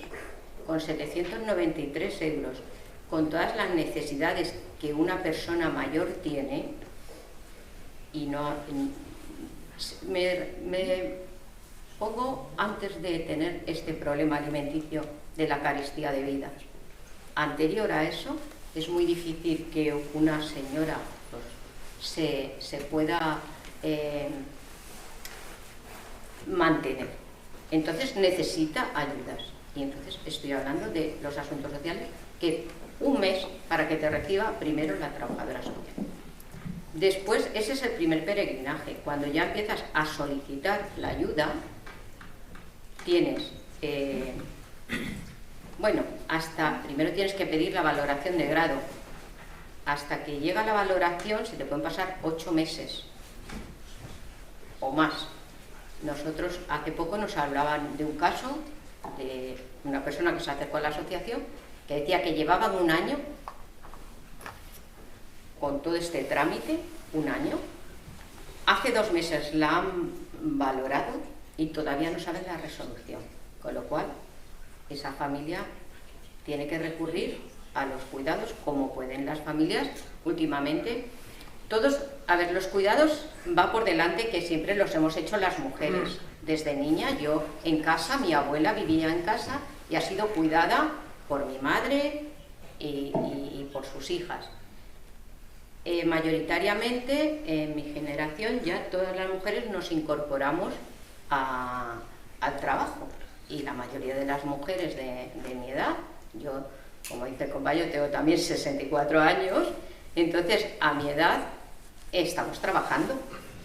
Cuidar de nuestro familiar mayor es muy difícil porque tenemos unos horarios que mucho conciliación familiar, pero a la hora la verdad te dice el jefe, no, este es el horario que hay y si usted quiere lo acepte, si no, esto es lo que hay. Entonces, todavía no está valorada, todavía no puede tener no puede tener una ayuda para que ayuden a esa familia pues a tener una persona que esté unas horas intermedias o en caso de poder pagar una residencia. Y en el tema de las residencias nosotros también lo que pedimos y lo que exigimos siempre es que haya más residencias públicas. Hay en Madrid más de 7.000 personas en lista de espera para tener una plaza pública en una residencia. Luego estamos viendo en el tema de los recursos cómo se están gastando los recursos en la comunidad. La última publicación que yo he leído en el mes de marzo, de Infolibre, claro, que es un periódico digital, pero que es un periódico que no es afín al... Pues ha gastado la señora Ayuso en una campaña Mi Residencia, Mi Casa, casi 1 millón de euros. Bueno, pues con 1 millón de euros creo que se pueden pagar muchas comidas a 5 euros en una residencia, que como decía el compañero, 5 euros, 5 comidas al día a 1 euro por comida. Yo en mi casa no lo hago ni haciendo economía, ¿eh? Entonces, principalmente a eso es en lo que trabajamos nosotros en las novenas. Y se nos acercan muchas personas, evidentemente, muy solas. Creo que lo que sí que la teoría la conocemos y es verdad que seguramente hay personas que tienen en esto unos estudios enormes hechos, pero hay mucha gente sola. No se invierte en hacer centros, a lo mejor no tan grandes como este, pero más pequeños y más cercanos en los barrios. Se están creando barrios nuevos en los cuales no se hacen centros, en los cuales, como decía el compañero, puede haber una zona de mayores, una zona de menos mayores y una zona infantil. No se está pensando en eso y no se piensa porque el proyecto de la política, creo yo, que el paso que lleva de los gobernantes que hemos tenido, y hablo de la Comunidad de Madrid porque es lo que más nos afecta, no van en esa dirección, van en la dirección de llevarnos día sí, día no a lo privado, a lo privado, a lo privado, es decir, pensiones privadas, ante un fondo de pensiones. Estamos dedicando dinero público a construir residencias privadas, a construir colegios concertados con dinero público. Yo creo que el dinero público debe de gastarse en lo público. Y desde que se ha visto que los mayores somos un negocio, porque empezamos a ser un negocio, porque si nos deterioran la sanidad pública y nos duele una rodilla, y cuando nos dan cita para ir al traumatólogo dentro de 6 meses, pues tenemos que ir a un médico privado porque el dolor de rodilla no se pasa solo. Entonces, claro, ¿cómo nos cargamos la sanidad pública? Deteriorándola. ¿Cómo nos la cargamos? Pues fastidiándola. Entonces todo el mundo ya, bueno, pues empezamos a ver mal la sanidad pública. Pero no es que esté mal, es que la están deteriorando a posta. La educación pasa lo mismo. En los colegios concertados no están cogiendo a niños. Todos los colegios tienen que escolarizar a un determinado número de niños de otros países, emigrantes. Pues en los concertados se están dando casos en los que no aceptan los inmigrantes, y con lo cual, pues vale, pues muy bien. Pero el dinero con el que se ha hecho ese colegio, y se mantiene ese colegio público, pero no están aceptando esas normas. Y en las residencias, bueno, las residencias, lo que pasó en la pandemia evidenció el problema, pero ese problema existía ya, y nosotros sabemos por experiencia propia de nuestra asociación que las residencias han sido muy herméticas.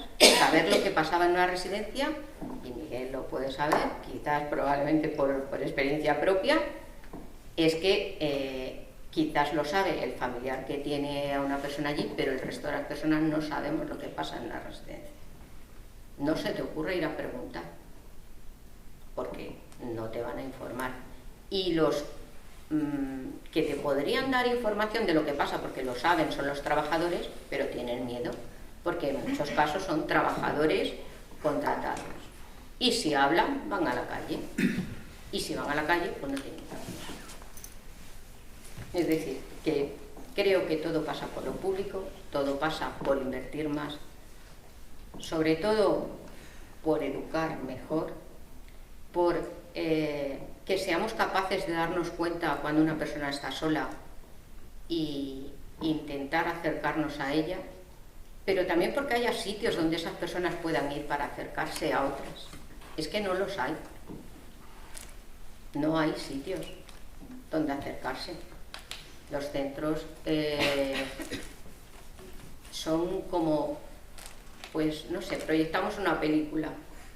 Bien, pues vamos, vemos la película, nos sentamos en una butaca, si no hemos ido con un amigo o con alguien, nos levantamos con las mismas. No tienes el espacio para hablar, es muy difícil. En las asociaciones sí hablamos, los que tenemos el grupo de asociación y tal, bueno, eso nos hace y quizás nos hace perder esa soledad, pero es difícil. Estamos criando a los niños frente a un ordenador, sin hablar, con redes sociales, y ahí nos pasamos. Sí que es verdad que las nuevas tecnologías, y creo que en la pandemia funcionaron muy bien, porque el teléfono nos mantenía unidos a nuestros amigos, compañeros, familiares, y sabíamos, pero los mayores no saben utilizarlas. Y otra cosa que hemos hecho con los mayores, los tenemos totalmente olvidados. Hemos consentido que los bancos los discriminen totalmente. Un mayor no sabe utilizar, hay mayores muy lúcidos, pero hay otros que no saben utilizar un ordenador, porque no han tocado. Yo, por ejemplo, conozco personas de Alcobendas, y muchos las conocemos, personas mayores que aprendieron a leer sin ir al colegio. ¿Cómo van a entender un ordenador? Es muy difícil. Y bueno, Eso es lo que quería decir. No sé, yo seguro que me he quedado corta, pero no. Nada, 13 con 36. Muchísimas gracias, Maribel, por la visión que nos das también de lo que sucede y de lo que sucede aquí en el ámbito más local de Alcobendas y San Sebastián. Y bueno, y voy a dar la palabra a Miguel Vázquez, presidente de Pladigmare, una plataforma que viene desarrollando un gran trabajo de lucha por algo que debería ser implícito y explícito, pero que por desgracia no lo es, y es la dignidad de las personas mayores en las residencias. Sí, bueno, pues en primer lugar muchas gracias a Más Madrid por darnos esta posibilidad de explicar los problemas que nosotros hemos detectado en las residencias. Bueno, pues la verdad es que las residencias en un primer momento yo creo que era una cuestión casi como de beneficencia, ¿no? Como surgieron en este país y me imagino que en casi todos los demás. A partir del año 2006, que fue cuando se estableció o se hizo la ley de dependencia, pues ya la atención residencial se convirtió en un derecho.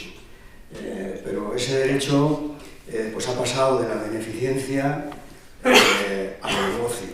Y entonces ahora mismo nos encontramos con que a nivel nacional, y son los datos, no es una valoración sacada de la manga, a nivel nacional el 89% de las residencias, si no son de titularidad privada, sí son de titularidad privada o gestión privada.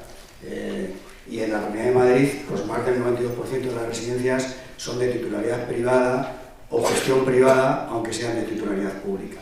Con lo cual eso indica un poco pues eso, que la idea de negocio es la que prima en estos momentos. Y no solamente eso, sino el hecho de que muchas residencias están en manos de fondos de inversión como Domus Vi, como Orpea, como Vallesol, como Amadir, en fin, grandes corporaciones que van buscando el negocio. Y bueno, cuando se busca el negocio, pues Kapuscinski, que es un periodista polaco, hablando de los medios de comunicación, dijo que cuando se dieron cuenta de que los medios de comunicación, la verdad dejó de ser importante. Claro, la verdad en el periodismo debería ser lo fundamental. Pues en las residencias ha pasado algo parecido. Cuando se han dado cuenta de que las residencias, de que las personas mayores son un negocio, los que han dejado de ser importantes son las personas mayores en las residencias. Y entonces así ocurre, que ahora mismo tenemos un sistema, un modelo en el que se hacen las cosas pensando en las necesidades de los que prestan el servicio, pero no en las necesidades de aquellos a los que se les tiene que prestar el servicio, no en las necesidades de las personas mayores. Entonces, bueno, pues eso existía antes de la pandemia. Vino la pandemia y puso en evidencia pues, todas esas carencias.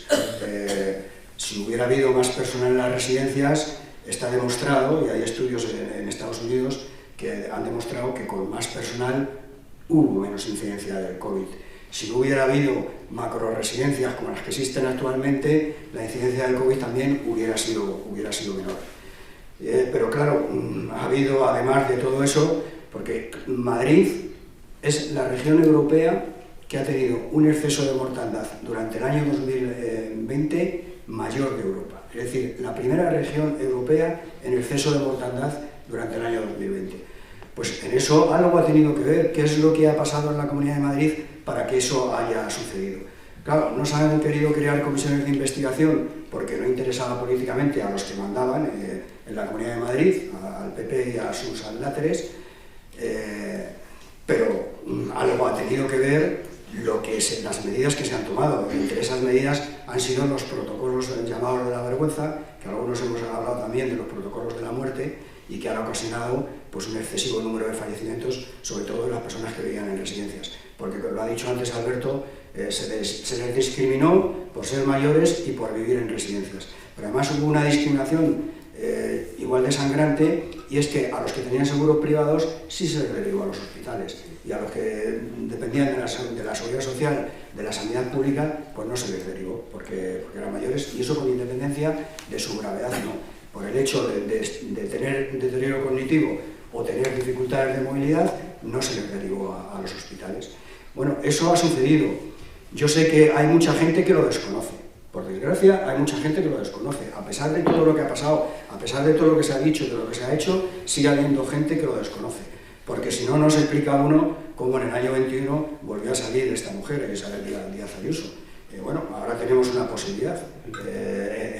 Tenemos los exámenes de septiembre ahora en mayo. Suspendimos los de junio en el año 21. Tenemos los exámenes de septiembre en mayo, a ver si somos capaces.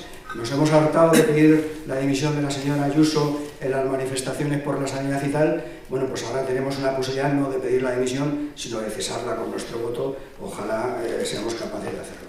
Pero todo esto que ha pasado en las residencias es un síntoma de maltrato hacia las personas mayores. Y es un síntoma de maltrato hacia las personas mayores que efectivamente se da en las residencias. Con independencia de los protocolos, hay maltrato en las residencias y no lo digo yo, lo dice la Organización Mundial de la Salud. La Organización Mundial de la Salud dice que hay posibilidades infinitas de que haya maltrato si las residencias, si los centros asistenciales no son adecuados para las personas mayores. Y claro, cuando tenemos macro residencias, ya todo el mundo está de acuerdo en que las macro residencias no son los centros asistenciales adecuados para atender a las personas mayores. Si la asistencia sanitaria no es la adecuada, pues es que en las residencias la asistencia sanitaria no es la adecuada. O sea, la asistencia sanitaria en las residencias está privatizada, porque los médicos que hay, las enfermeras que hay, son privados en las residencias. Y deberían tener un carácter complementario, lo tienen sobre el papel, pero la realidad es que es sustitutivo. Y entonces se sustituye y no se deriva, cuando es necesaria atención sanitaria, no se deriva como se debería derivar al personal de las residencias, a la seguridad social, a los servicios nacionales de salud, a los centros de salud. Hay muchas reticencias. ¿Por qué? Pues porque si tú estás vendiendo que vas a estar en un paraíso cuando lleves a tu familiar a Orpea o a Domusvi y que va a estar mejor que si estuviera en su casa y que va a tener servicios médicos, si luego al final se demuestra que esos servicios médicos no son suficientes y cuando entran en los hospitales entran desnutridos y deshidratados, pues alguien se tendría que plantear si no habría que demandar a esas empresas por estar estafando a los residentes y a los familiares, cuando están vendiendo una cosa que luego no pueden dar, un servicio que luego no pueden prestar. Y además se produce maltrato si el personal está mal formado, tiene trabajos precarios, tiene unas condiciones salariales indignas y tiene unos horarios pues también indignos y unos contratos que favorecen la precariedad más que otra cosa. Y si las normas favorecen más los intereses del centro institucional que los de los residentes. Pues claro, las normas claro que favorecen más, digamos que los intereses de quien presta los servicios que los cuidados que tienen que recibir los residentes. No hay más que pensar en que cuando se entra en una residencia, y eso también es un maltrato, las personas mayores tienen menos derechos que si estuvieran viviendo en su casa, en un piso. ¿Y por qué decimos que tienen menos derechos? Pues entre otras cosas, porque si tú estuvieras viviendo en un piso de alquiler, no te podrían echar a la calle como están haciendo en la Comunidad de Madrid. Lo hicieron en el año 2021 con una persona en los hogares Hortaleza, lo han seguido haciendo con más gente que no han dicho nada, lo acaban de hacer en Cadalso de los Vidrios con otra persona también que les resultaba molestas, les ponen de patitas en la calle, cuando según la propia Comunidad de Madrid, en la ley de servicios sociales que ahora han cambiado, en la ley de servicios sociales anterior, se establecía como uno de los derechos del usuario que una vez que tenías una plaza residencial, ese derecho solamente se podía haber limitado mediante resolución administrativa o judicial. Pues sin resolución administrativa ni judicial les pusieron en la calle. Como eso daba problemas, pues la nueva ley de servicios sociales se ha cargado ese derecho. Entonces ahora mismo tú estás viviendo de alquiler en un piso, no le pagas al propietario y para echarte tiene que acudir a los tribunales. Bueno, pues en una residencia sigues pagando, pero si le resultas molestos a los dueños de la residencia, te pueden poner de patitas en la calle sin resolución administrativa ni judicial que va a pasar. Pues claro, hay pérdida de derechos. Hay pérdida de derechos, además, porque no tienen órganos de representación ni participación los residentes, y los que tienen están totalmente inutilizados. En la Comunidad de Madrid, de 216 órganos de representación, 216 residencias que tenían que tener órganos de representación y participación, en el año 2019 había solamente 26. Y si ahora te pones a echar cuentas, pues más o menos te saldrían los mismos números, porque es que no interesa. Y no interesa porque como es un negocio, pues una de las bases del negocio es que no haya control. Entonces, si hay un órgano de participación o de representación donde pueden estar los residentes y los familiares, que es una de las reivindicaciones nuestras, pues es una forma de control que dificulta el que se pueda hacer negocio con los cuidados de las personas mayores. Y claro, y es un negocio porque, entre otras cosas, las ratios de personal, el personal que tiene que atender a las personas mayores, que tiene que ser el responsable de sus cuidados, se calcula no teniendo en cuenta las necesidades de aquellos a los que hay que prestar el servicio, sino que se tienen en cuenta las necesidades de las empresas que lo prestan, y por lo tanto siempre se está tirando lo más posible hacia abajo, hacia menos personal, para que queden más beneficios y para que haya menos gastos por parte de las empresas que prestan el servicio. Los criterios que hay establecidos para establecer las ratios no existen, o sea, no hay criterios. Las ratios están tan mal que es que había que empezar de cero. O sea, ¿cómo se puede establecer una ratio? Pues hay un argumento, yo creo que definitivo. Tú tienes que establecer la ratio en función de las horas de atención diaria que precisa una persona que no puede hacer las actividades básicas de la vida diaria. Y a partir de que sepas cuáles son las horas que debe tener de atención, puedes calcular cuántos puestos de trabajo de gerocultora, de médico, de enfermera tiene que haber, y en función de eso dimensionar las plantillas para que no falte gente ni en vacaciones, ni los fines de semana, ni los 14 festivos que hay y que existen anuales para todo el mundo, ni cuando existen bajas por enfermedad, que también es otro problema que no está calculado cuando se dimensionan las plantillas, y por eso siempre faltan personal en las residencias. Y luego, además, el negocio se garantiza porque hay una oferta inferior a la demanda. Y entonces, cuando la oferta es inferior a la demanda, pues ¿qué pasa? Pues que suben los precios. Y entonces así ocurre, que hay muchas personas que, como el número de plazas públicas son insuficientes, tienen que acudir a lo privado y tienen incluso que vender parte de su patrimonio para poder pagarse una residencia privada. O sea, que puede haber muchos trabajadores que han pasado toda su vida organizados en sindicatos, peleando por mejorar sus condiciones de vida, peleando por mejorar sus salarios, peleando por tener un patrimonio al final de su vida, que al final de su vida tienen que vender ese patrimonio para pagar el precio de una residencia, a lo mejor a los dueños de la misma, que son un fondo de inversión como Musí o como Orpea, y en el que a lo mejor está el empresario contra el que ha tenido que estar luchando durante toda su vida para al final tener un patrimonio que al final lo tiene que vender para darle ese dinero también a ese empresario. Entonces, claro, todo eso pues crea una situación que nos lleva a decir que hay que cambiar el modelo de residencias. Y claro, ahora mismo estamos, pues como decía Alberto Reyero, pues seguramente que peor que antes de la pandemia, porque no se abordan estos problemas. Entonces, pero sí está habiendo pasos adelante y hay que reconocerlos.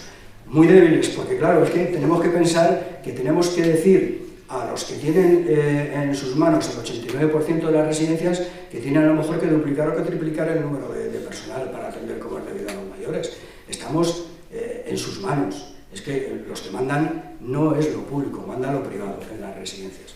Entonces, se están dando pasos, algunos muy débiles, pero que van en la buena dirección. Y ahora mismo las residencias están en la encrucijada. Están en la encrucijada entre dar pasos para cambiar el modelo y las reticencias que existen y que se dan para que eso no ocurra, y para retrasarlo o para impedirlo. Porque hay un modelo que es el del negocio y hay otro modelo que es el que se pretende establecer, que es el que piensa en los cuidados de las personas mayores y no en los beneficios, o mejor dicho, en los intereses de las empresas que prestan esos servicios. Esos acuerdos son los acuerdos de acreditación que se han aprobado recientemente en el mes de agosto en el Consejo Territorial de la Dependencia, y a los que se han opuesto todas las comunidades autónomas en manos del PP y una en manos del PSOE. Y se han opuesto porque quieren continuar con el mismo modelo.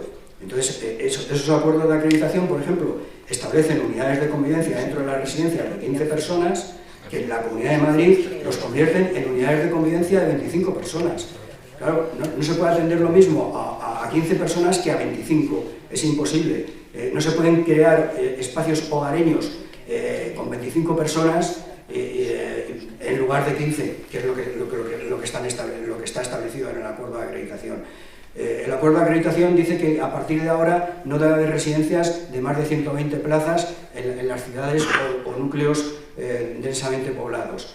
y de más de 75 en las zonas rurales, o de más de 90 en las zonas medianamente pobladas. Pues en la Comunidad de Madrid dicen que puede haber residencias de más de 150 plazas. Si el acuerdo de acreditación dice que las residencias a partir de ahora tiene que haber un 65% de habitaciones individuales, la Comunidad de Madrid dice que tiene que haber un 50% de habitaciones individuales. Es decir, se empeora lo que hay establecido a nivel nacional, y yo espero que el gobierno actual pues se ponga en su sitio y les diga que si no van a invertir los millones que van a venir de los fondos europeos para hacer las residencias, para tratar de cambiar el modelo, para ir caminando hacia ese cambio de modelo, en ese sentido, pues que la Comunidad de Madrid no va a tener esos millones.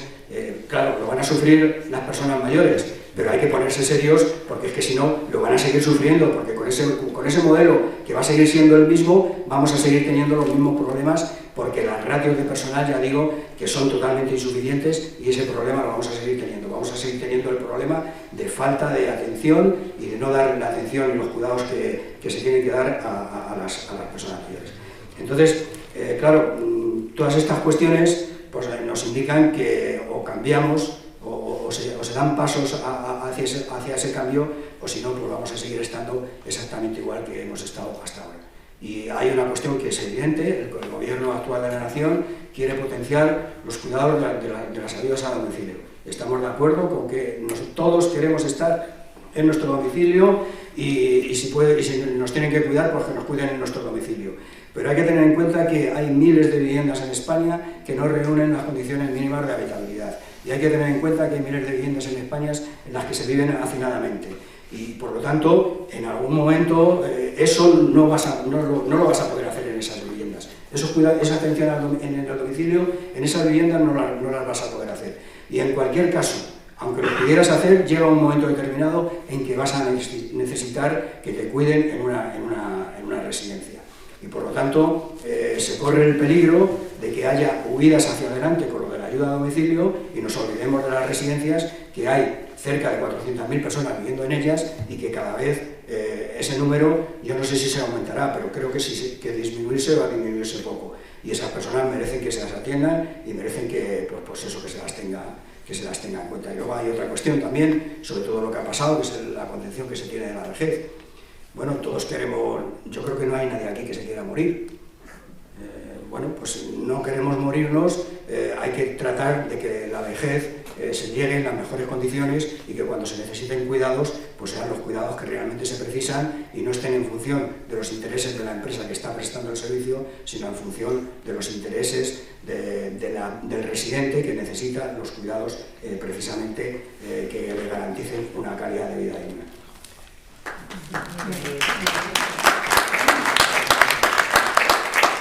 Se ha pasado un poquito, pero sí, no te podía cortar. Bueno, sí, por eso le has dejado un par de minutos que los ha aprovechado muy bien. Pues nada, nos quedan como 10-15 minutos, ¿verdad? Para ir, 10 minutitos para ir acabando. Entonces, pues las personas que queráis intervenir, que queréis hacer una pregunta, comentario a cualquiera de las personas que están aquí, pues adelante, si hay alguien que quiere comentar o debatir sobre un tema. Por allí hay una pregunta, 2 preguntas, y con otra más ya cerramos, pero de momento con vosotros 2.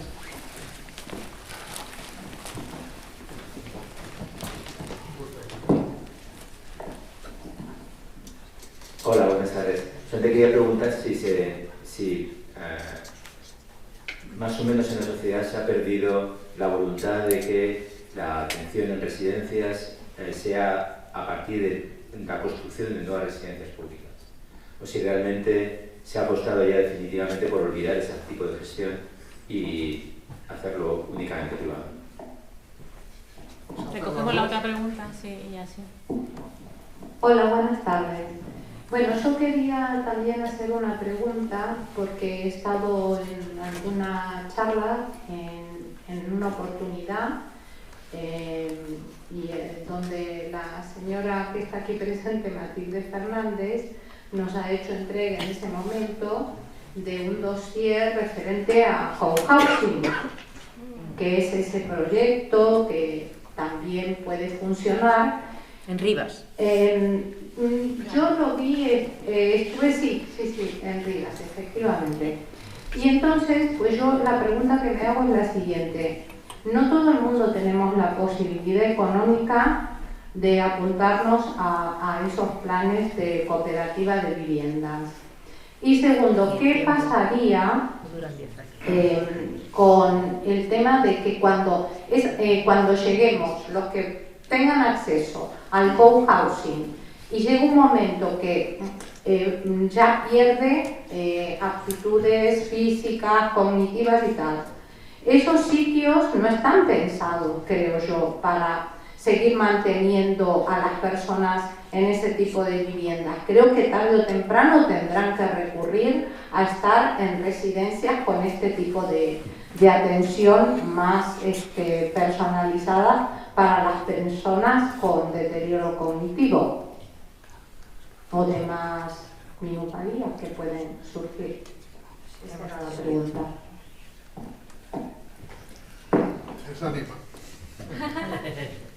Bueno, yo creo que sí, la pregunta de residencia, si quieres, Miguel, comentar. Bueno, nosotros reivindicamos que hay que reequilibrar la desproporción que hay entre lo privado y lo público en el tema de las residencias.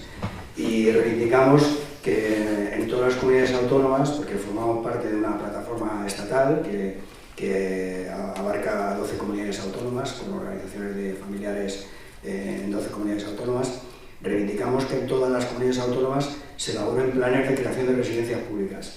Pero hasta ahora las noticias son de que esa previsión, esa elaboración no existe en ninguna. Yo no sé si existirá alguna, no conozco todas. Desde luego en la Comunidad de Madrid no existe ningún plan de creación de residencias públicas y se siguen haciendo residencias, pero son todas privadas las que se están haciendo. Si en la pandemia eran 475 residencias las que había, ahora estamos cerca de las 500. Todas son privadas las que se han creado y seguirán, me imagino, que creándose privadas porque el negocio sigue existiendo. Termino contestándote, pero necesito, porque yo cuando conocí a Miguel dije hace mucho tiempo que yo no conozco a una persona tan lista y con las cosas tan concienzudamente preparadas. Y entonces le voy a contar un dato de hoy para que lo actualice. Y es que hoy el director del Inserso nos ha comentado que dos de las comunidades gobernadas por el PP y la Comunidad Socialista de Castilla-La Mancha, que no había firmado, ya han firmado. Andalucía y Castilla y León. Porque no recibían el dinero, sino... Muy bien, pero yo lo que quiero es que Miguel esté totalmente actualizado. Esto también lo he aprendido yo esta mañana, en el acto de esta mañana. Espero que la Comunidad de Madrid también, pero claro, con esos planteamientos que empeoran... Dice que tiene mucho dinero. Bueno, yo quiero decir otra cosa que es transversal con todo lo que hemos dicho, y a ver qué os parece, porque...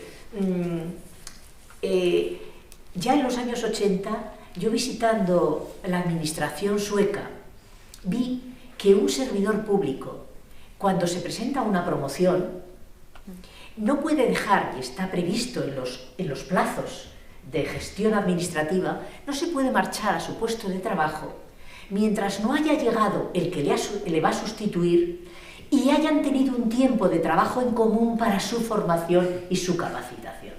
Fijaros qué esquema, eso es fundamental. Y os voy a dar otro dato, es decir, es la unión, es eso de estamos al servicio de los ciudadanos y se tiene que conocer. En Suecia en los años 80 yo veía disposiciones finales de leyes que decían, esta ley entra en vigor dentro de 6 meses. Porque antes de esos 6 meses hay 3 para formar a los servidores públicos y 3 para informar exhaustivamente a la ciudadanía. Hay que empezar a aprender a trabajar así. Y os doy un dato que hoy lo he comentado con el presidente de la Sociedad Española de Geriatría, porque en un debate en el Ateneo sobre la atención primaria lo escuché. Y luego comprobé que estaba publicado en la Carlos III, en una investigación de la Carlos III. los médicos de atención primaria de este país tienen un trabajo que concluye en que si tú mantienes a tu mismo médico de familia o médica de familia o pediatra durante 15 años, el nivel de calidad de vida, fijaros, 15 años es casi hasta 18 años, dependiendo de tu pediatra, y luego son a partir de los 65, porque en medio tienes tus mutuas laborales, casi solo mandas una nota a tu médico de familia porque te hace el reconocimiento la empresa, etcétera, etcétera. Entonces, a partir de 65, otros 15 años, donde si tienes tu mismo médico de familia, la calidad de vida de la persona y la prolongación de vida del paciente vinculado a ese médico es mayor. Bueno, lo uno a la reflexión que hemos hecho de la necesidad de tener mucha más información para que como ciudadanos informados todas estas nuevas investigaciones acaben permitiéndonos trasladar. Bueno, seguirá habiendo quien mienta y seguirá habiendo redes que mienten y tal y cual, pero en el Parlamento y en los debates pues podrás conseguir avanzar en eso. Entonces, en el tema de residencias, voy a poneros un ejemplo que no es de esta comunidad, ¿no? Pero, por ejemplo, discutiéndolo con el director general del Inserso de Extremadura, que los que estáis más en este mundillo sabéis que fue alcalde de un pueblecito de Pescueza, que convirtió su centro de día en el centro de desarrollo de ese pueblo para que la gente dejara de irse a las casas de sus hijos en Cáceres o en Trujillo o en Badajoz, y ahora dirige, ya ha hecho un programa de proceso evolutivo, porque el tema, Miguel, es empecemos cuidando en la casa, luego al centro de día, antes en el centro intergeneracional, después cómo reforzamos con nuevas tecnologías y al final acabamos. Después cómo vamos a viviendas colaborativas o viviendas compartidas y cómo acabamos una residencia si se llega a 100 años con un deterioro cognitivo inmenso, ¿no? Claro. Entonces, me decían en una reunión, es que estoy yendo por todos los pueblos y todos los pueblos recurren los alcaldes a lo fácil. Te doy un suelo y hazme una residencia. Y él le preguntaba, ¿y vas a tener servidores públicos para gestionar la residencia? No, yo tengo la residencia en el pueblo, pero luego que la gestión... Es que hay que empezar a cambiar mentalidades a todos los niveles, con todas las cosmovisiones posibles, con personas progresistas, pero que recurren a esta cosa pragmática, a corto plazo, y todo esto tenemos que revisarlo y autorrevisarnos todos nosotros. Y entonces te digo, claro, compañera, hoy los cohousing, y yo lo dije en Rivas y lo digo en el documento que redactamos mirando buenas prácticas de otras formas de vivienda, hoy el cohousing es de la clase media. Y te diré algo más, porque estaban allí los asesores de Hispacot y nos demostraron, y allí en Rivas que hay cooperativismo Asgaya, y aquí hay dos personas de Rivas, y dice, Comisiones ha hecho todas las cooperativas del mundo y UGT una pequeñita. Bueno, pues entonces ahí hay sabiduría cooperativista. Pero se tarda 10 años. Desde que tú solicitas un suelo hasta que tienes una cooperativa desarrollada, todos los estudios dicen como medio 10 años. Entonces, atención, que hay que empezar a meter a jóvenes o a maduros para que dentro de 10 años sean ya jubilados. Entonces, pero esa no es la única salida. Que hay, lo está pidiendo mucha gente, bienvenido. Desarrollar cooperativismo es importantísimo.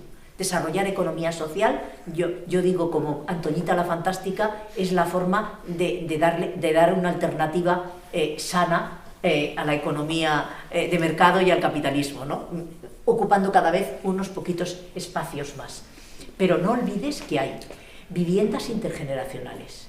Te puedo contar ejemplos por todo el país de construcción de apartamentos que la mitad son para jóvenes y la mitad son para personas mayores, los bajos para personas con discapacidad y alguna casita reservada para mujeres víctimas de violencia de género. Eso se está haciendo en este país. No se cuenta mucho, pero eso es una forma. Viviendas tuteladas, no al modelo que a mí me tocó gestionar, que como mucho era conseguir un terreno al lado de la residencia y hacer un piso tutelado. Son nuevas viviendas de piso tuteladas, hay nuevas formas de hacer vivienda, ¿eh? Y este es el tema. Y a veces la misma vivienda con nuevos entornos. Es que yo digo que en el siglo XXI la policía y la Guardia Civil en segunda actividad, como en el Reino Unido, cuando pasan a no llevar la pistola porque tienen que estar en la comisaría o en el cuartelillo, se pueden ir con la trabajadora social, con la psicóloga y con la enfermera comunitaria a visitar a las personas. Y en el Reino Unido hay un estudio que abren las personas mayores en el Reino Unido antes la puerta al bobby con su uniforme que a la psicóloga con su bata blanca, ¿eh? Por citar a mi profesión, ¿eh? Entonces, los urbanistas van a jugar en el desarrollo del estado del bienestar un papel fundamental, porque ¿cómo hacemos barrios? ¿Cómo reservamos espacios? ¿Cómo hacemos parques para encontrarse? ¿Cómo desarrollamos lugares para hacer comunidad? Es un reto.